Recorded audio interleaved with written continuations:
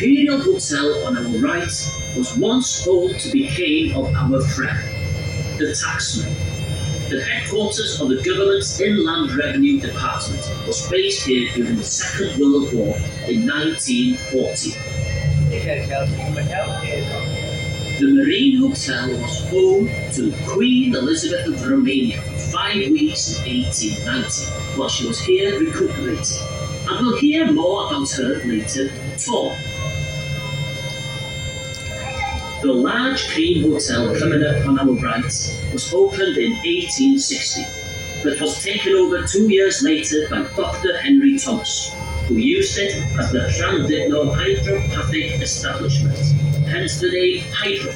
Dr. Thomas offered a treatment called the compressed air bath, and some of his medicines included belladonna, Spanish fly, and arsenic.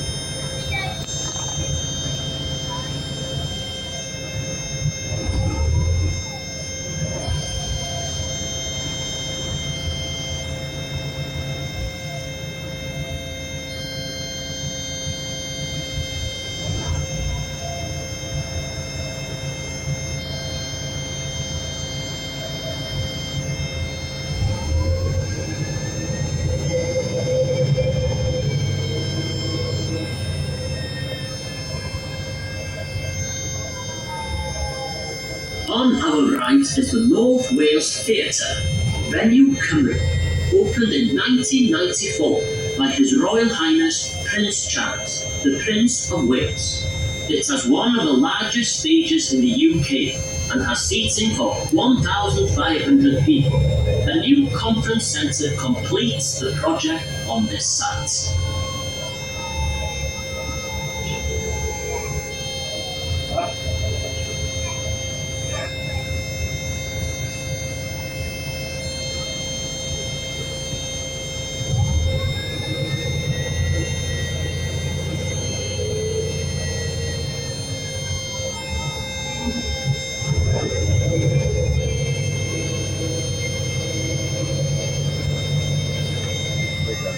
If visibility is good, you may see the many wind turbines out in the Irish Sea to your left. This is Gwyn Tymor, with 160 turbines 10 miles offshore.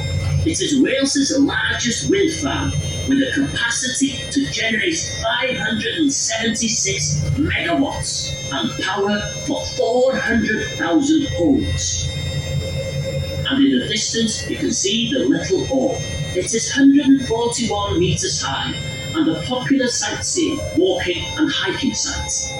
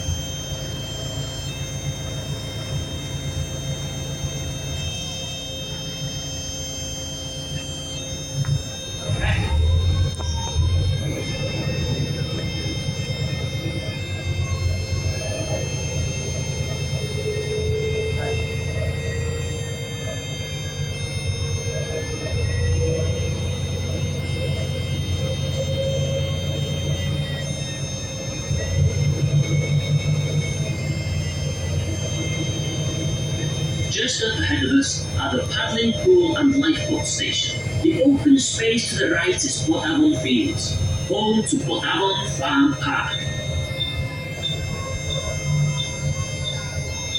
Oh. We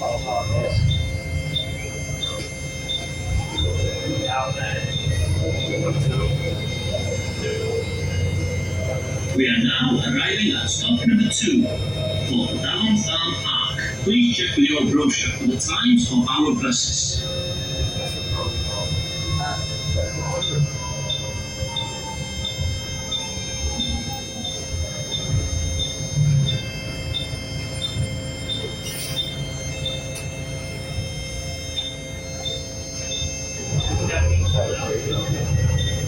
It's 24 hours, you know that.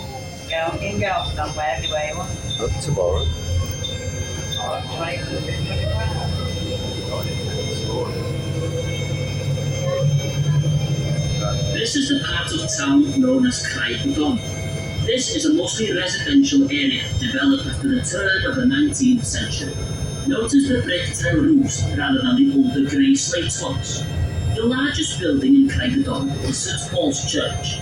It was built at the beginning of the last century and is dedicated to the memory of the Duke of Clarence, son of Edward VII and Queen Alexandra, and grandson of Queen Victoria. Many suspected him of being none other than Jack the Ripper, the notorious Victorian murderer. If this is true, it seems rather strange to have his name associated with a church. The Duke of Clarence died in 1892 at the age of just 28.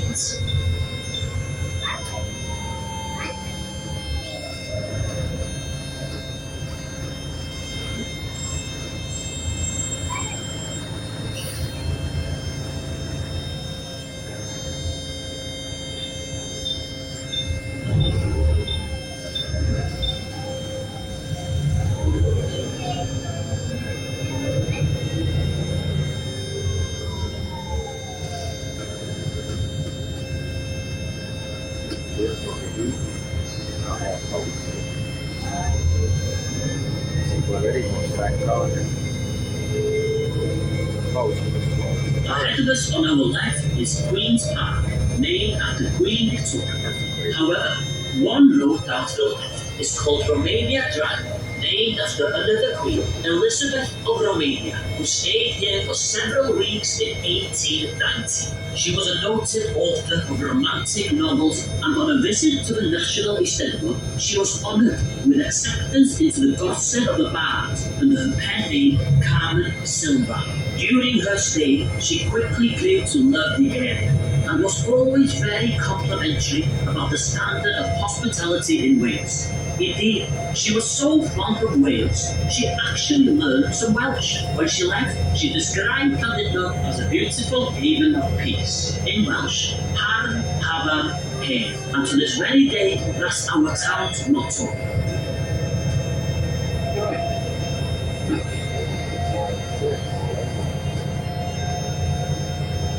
Through the trees ahead of us to our left, you may see a glimpse of an impressive stone building. Blind Veterans is a national charity that supports blind ex-servicemen and women towards living an independent life. The building was originally known as Lady Forester's, a convalescent home for the benefit of workers and their families from the iron industry based in Ironbridge in Shropshire.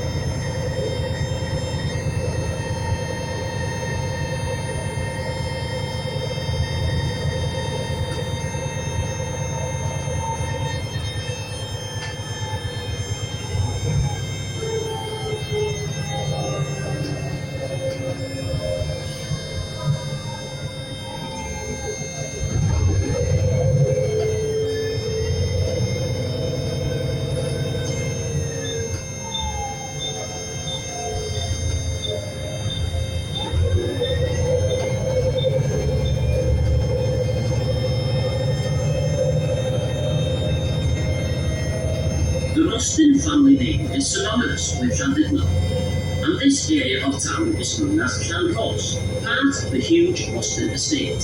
Coming into view on our left is the pretty little church of St Hilary. It stands on the site of a 6th century church and is the burial place of members of the Mostyn family. Most of the gravestones in the cemetery are black of the instructions of Lady Augusta back in the 19th century. Lady Augusta was a staunch supporter of the temperance movement, and as such, she despised the demon drink.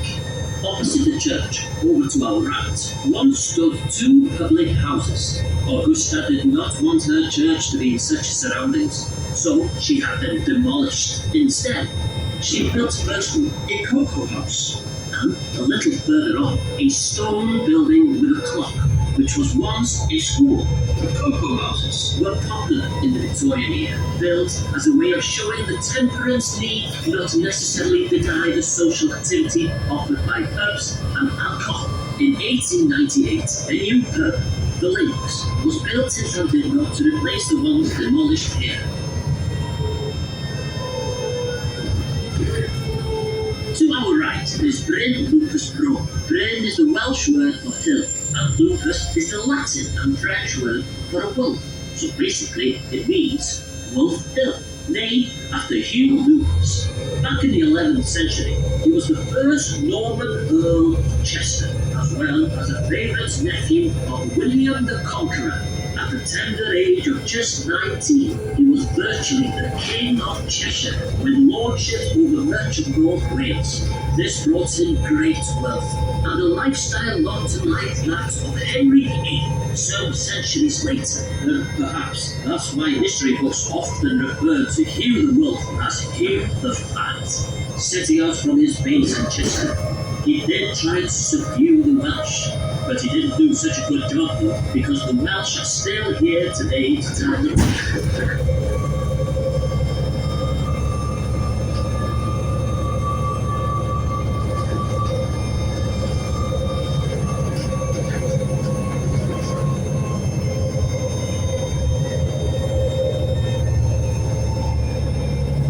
Over to our left, above the trees in the distance, you can see Llandudno's very own Cleopatra's Needle. This obelisk was built simply as a landmark for the area's top hotel, Bodysgallon. You might just be able to see Bodysgallon's grey slate roof and parts of the building. The hotel can be seen more easily from the air, and indeed, some of the hotel's VIP guests arrive by helicopter.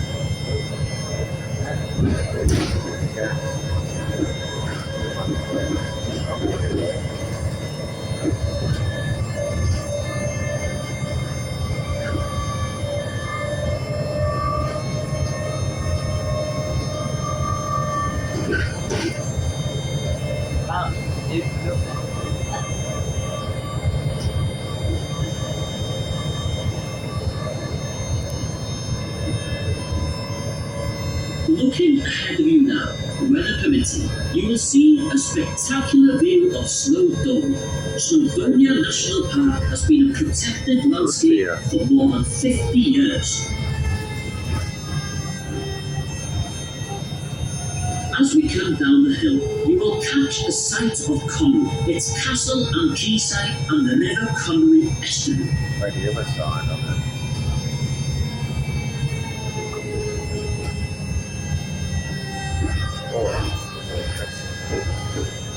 Coming up on our right is a pub called the Castle View, formerly called Maggie Murphy's. This name came from a song from the Boer War veterans that were once housed in this area. A copy of the song still hangs in the bar of the pub.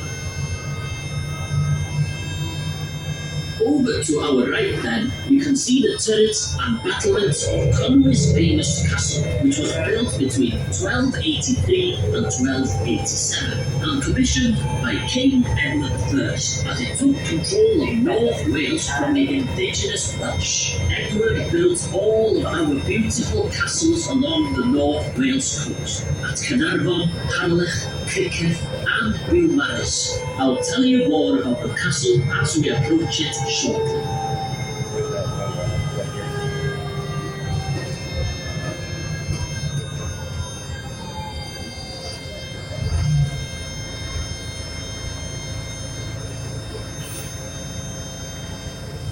You'll see more than I see there. Where? A little bit of traffic, yes. A little bit of traffic.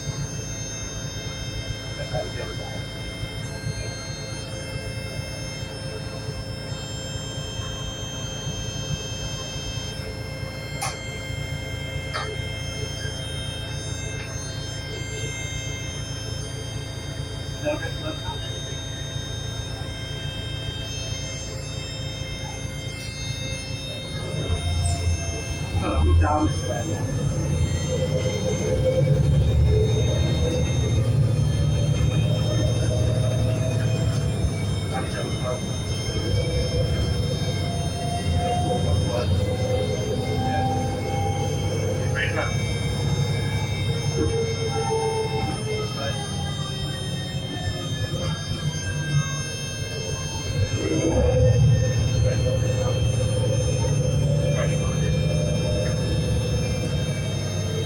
This now is Llandudno Junction, where the main railway line from London Euston runs to Holyhead at the far side of the Isle of Anglesey. There you can catch the ferry to Dublin, the gateway to the Emerald Isle.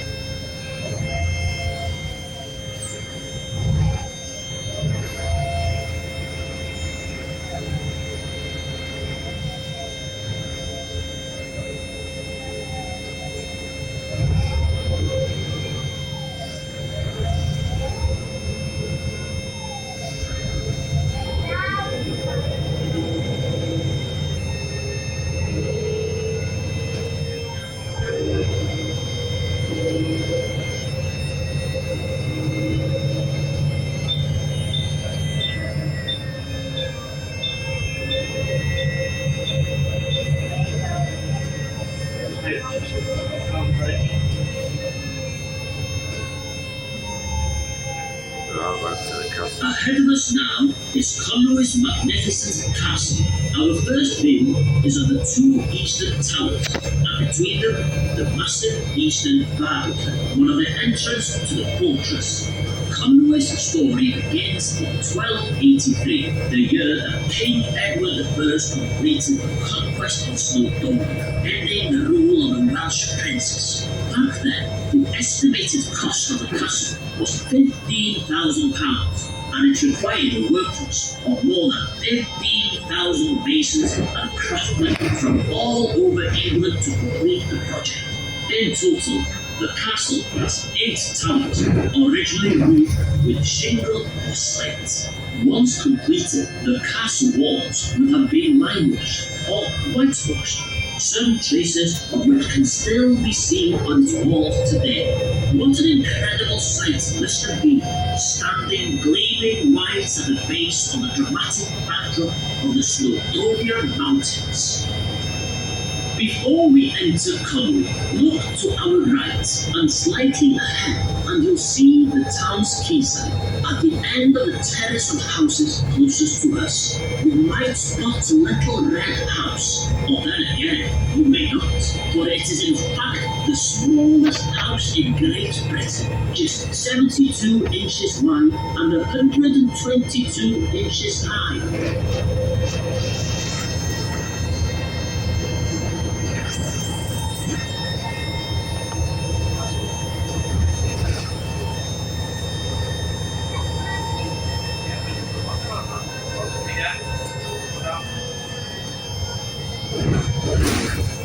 So here we are entering the medieval town of Connell. The castle today looks peaceful enough, but slits or arrow loops in the walls could fire missiles down onto anyone attempting to storm the castle.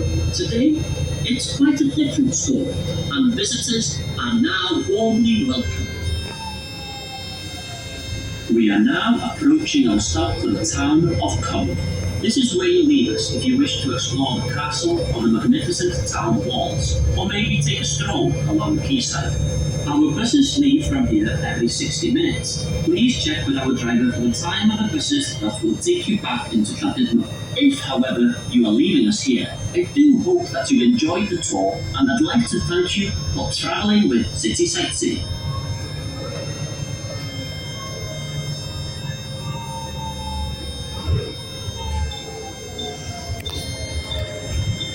Seeing tour. Please remain seated whilst the bus is moving, and please also be careful of any overhanging trees. Conwy Castle and the walled town of Conwy were all built as one complete unit in the 13th century. Looking up to our left, we can see the town walls rising to their highest point, and they constitute the finest and most completely preserved example left in Britain. Inside the walls, the town was laid out in a grid pattern with space for a town square or market square. It's ahead of the bus and it's known as Lancaster Square.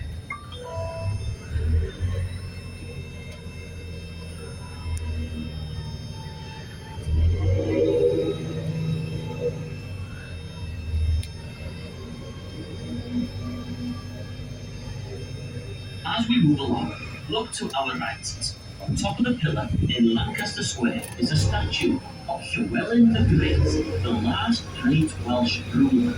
Ahead of the bus is a very narrow archway cut through the walls in the 19th century to accommodate the flow of traffic to Bangor and Anglesey.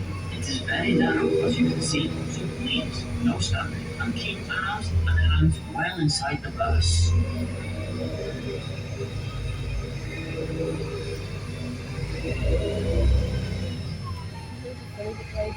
Yeah, no, you don't think it's never going to get through that, do you? I mean, our movers lorry got through here because it decided not to come off and come in this way. So it could have come in this way and avoided the other.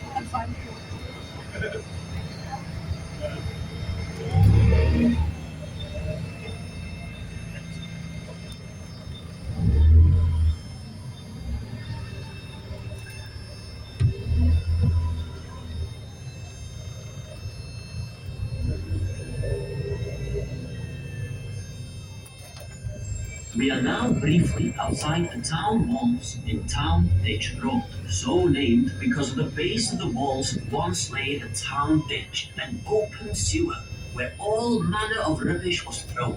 The walls are about 1,400 yards in length, with 21 semicircular towers spaced out along them. Removable wooden platforms that span the gaps between them, so that in the event of a hostile attack, the platforms could be removed, creating a break in the circuit, isolating those sections that were under siege.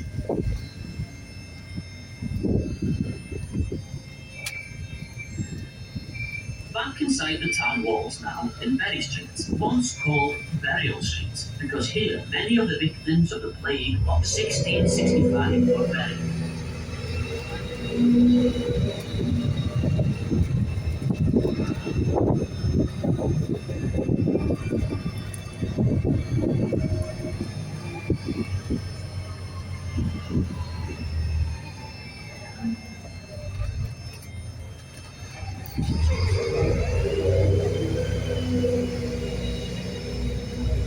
Ahead of the bus, we see once again the magnificent castle. You can just see some of the traces of the limestone wash on the walls, and as we leave, go to the base of the castle and the oblong halls. They were known as latrines, and there are no prizes for guessing what came out of there. Any invader wouldn't dare to attempt to climb up into the castle through those halls. Isn't this where they kept the crown of Prince of Wales? It wasn't at Carnarvon. Oh, well, yes, it might have been. Yes, I think you're right. That's near Bangor. Is it? Yeah.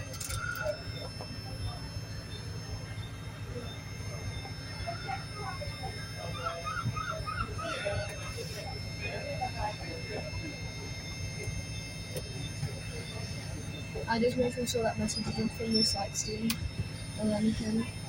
What, lovely? I just making sure that the message is from sightseeing. Oh, right.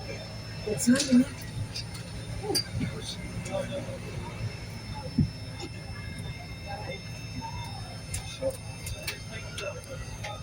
Quite regular, the stops for these on these. Well, it is in Conway. Mm. Then it starts to get more distant. And It's a touristy place as well, isn't it? Yes. You like This near what this there was one near you come round just now, wasn't there? When you were coming out. that car's gone a bit wrong. Supposed to go that way. Out. Supposed to go that way.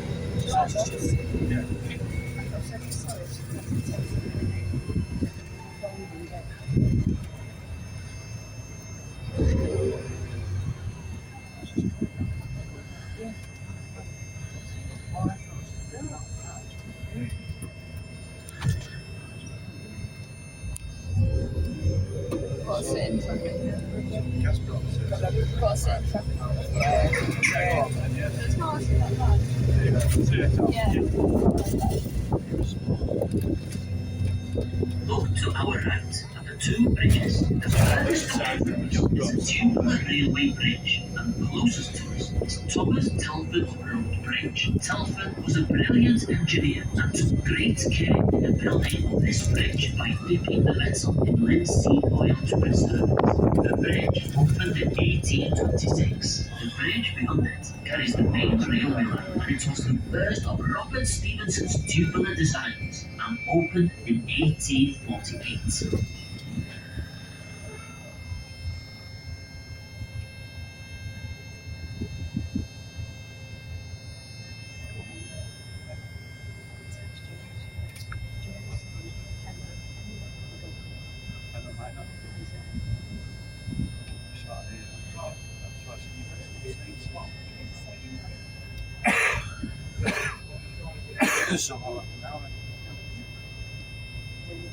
See if we can get to the boat tomorrow. Yeah. You get them from over there. Yeah, That's but, the yeah, you nearest. know where they are. We'll have to get to. You can either go up the valley or you can go around to Candidney. Which would you rather do? I mean, we're doing Candidney today, so I might as well go up the valley. Yeah. Leave it to you. You can see, and like see. Obviously, we're not going that far to go to the mountains. Yeah. We might be, maybe to visit the corridor. No, I mean, it was like it was given us. That's different. We'll have to, when we get back, we'll have to look to see what time they do go in. What time they go.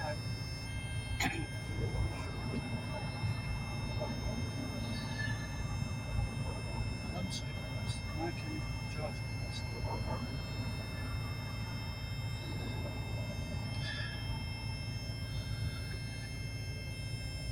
Going on the album, selling the same tickets.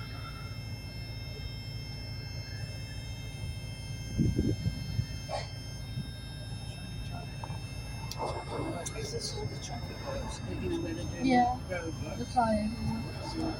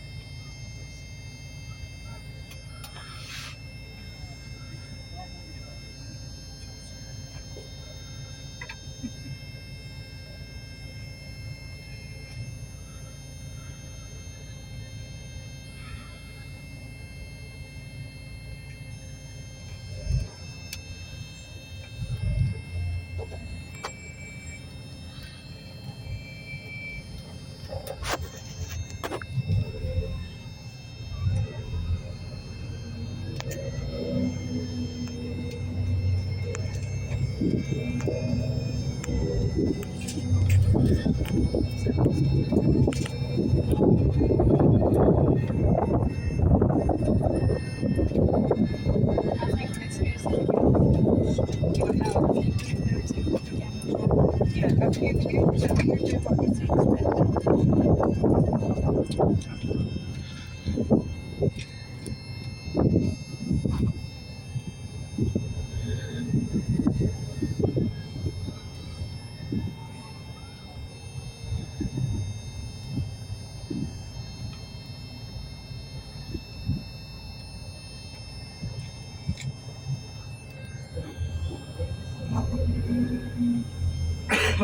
Obviously, we're going to try about 500 times. This is famous session. Certain Achilles session. So now, next time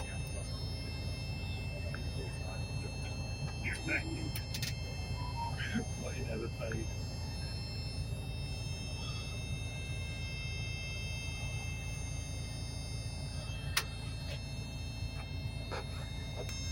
Oh, it's coming back the other way, yeah.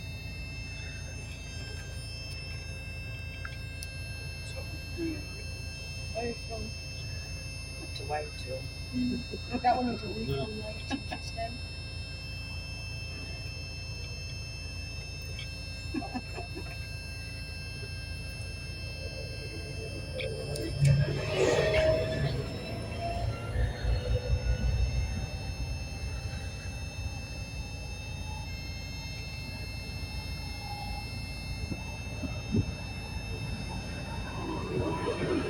Might get through on this next one, you reckon? We should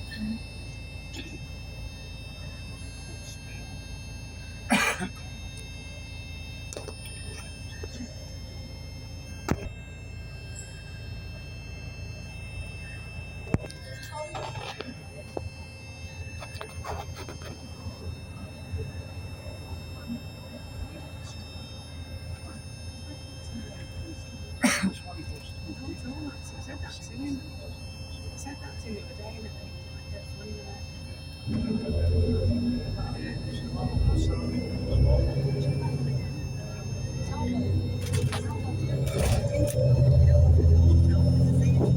As we cross over this next bridge, take a look down to the left and you can see the vehicles disappearing into the tunnel. Construction of this massive project began in 1986 and it is made up of 6 reinforced concrete prefabricated units. A plastic basin was created and the trench for the sections was excavated. The sections were then lowered slowly one by one, then linked together. Finally, the trench was then filled in, bringing the riverbed back to its original level. It is Britain's first immersed tube tunnel, stretching for 3/4 of a mile and designed to last for 120 years.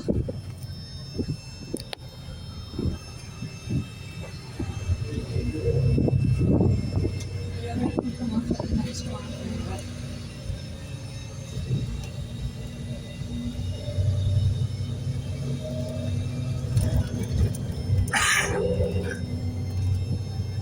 The single most important role that Conway played during the Second World War was production of the Millbury Harbour. With the Allies planning the D-Day landings, military chiefs had to work out a way of getting all the necessary equipment from the naval vessels moored out at sea across very shallow beaches to the landing ground. It was decided that a floating harbour was needed to be built in sections and then floated across the channel and assembled on the French beaches. In great secrecy, suitable areas were chosen to build sections of the Millbury Harbour, and Conway was included. The area used is now the marina, and as a reminder, the local pub is called the Millbury. Many of the town's hotels and boarding houses were taken over by men working on this project, and in addition, the government built in many evacuee children in Conway and the surrounding countryside at the beginning of the war. It was far safer to live here in the countryside rather than in large cities like Liverpool, Manchester, or Birmingham.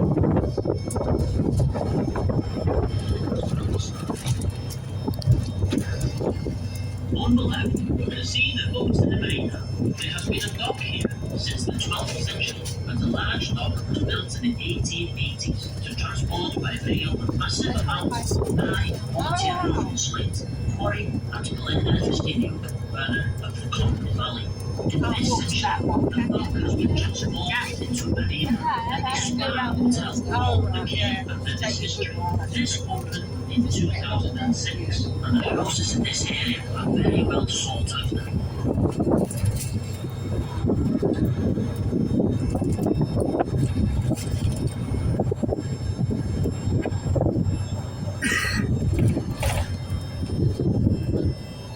States that Article 17.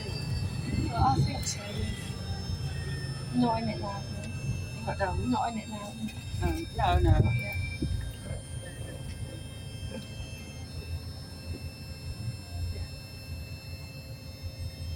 To be honest, there's not much to see in the gallery, so we don't have to go there. You what done? There's not much to see in the gallery. So you changed your mind? Yeah. Yeah, okay, my love.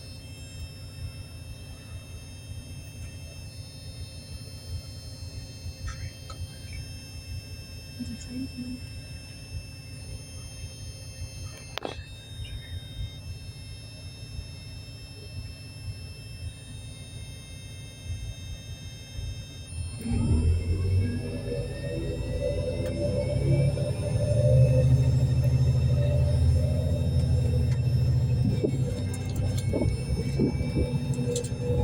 This is the little town of Leganwyn. The name means port on the River Conwy, and there's been a settlement here since long before Conwy Castle was built. One of the town's dubious claims to fame is that it suffered nearly 100% mortality in the Black Death of 1349.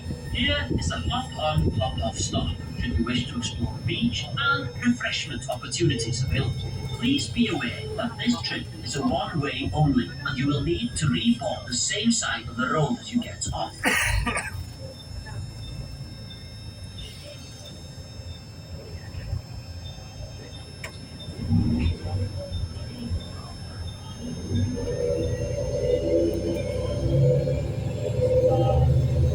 On our left is the Conwy district. The name Conwy is thought to be Free Welsh. The river is 27 miles long and rises in the heart of Snowdonia beyond Petersburg. Despite its normally beautiful appearance, the river conditions are deceptive and at times it can become quite treacherous.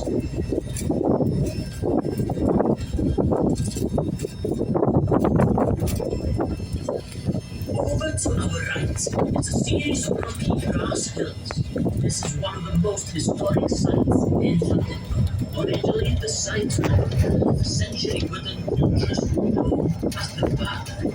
At that time, Wales was being invaded by Irish warriors. In Northern Tract, the Cabal came south to protect the area from the invaders.